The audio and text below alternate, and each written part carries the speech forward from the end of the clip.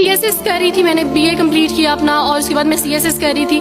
اس کے دوران اللہ تعالیٰ نے مجھے یہ توفیق دی کہ اسٹڈی آف ڈفرینٹ ریلیجنس کی کتاب پڑھنے کے دوران یہ سبجیکٹ جب میں پڑھ رہی تھی تو مجھے پتہ چلا کہ اسلام ہی خوبصورت مذہب ہے.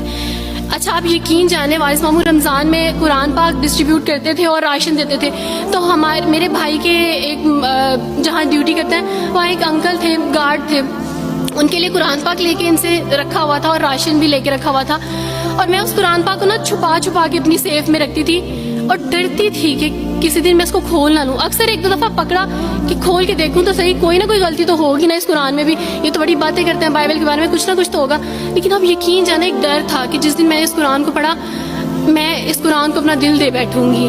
اور وہی ہوا کہ جب میں نے قرآن پڑھا تو میں اس پر ایمان لائے بغیر نہیں رہ سکی. ایک رات وارث ماموں کو کال کی اور ان سے کہا کہ 2 بجے کا لگ بھگ ٹائم تھا، اور ان سے کہا کہ وارث ماموں مجھے آپ سے ضروری بات کرنی ہے. تو انہوں نے کہا کہ کیا بات ہے بیٹی، کوئی زندگی موت کی بات ہے؟ تو میں نے کہا کہ ایسے ہی سمجھ لیں، میں رو رہی تھی. تو انہوں نے کہا کہ سب خیریت ہے. تو میں نے ان سے کہا کہ بس بغیر کچھ کہے آپ مجھے کلمہ پڑھا دیں وارث ماموں. اور وارث ماموں اور میں بالکل خاموش تھے. یعنی وارث ماموں کہتے ہیں کہ اس وقت مجھے لگا کہ جیسے میرا دل پھٹ جائے گا.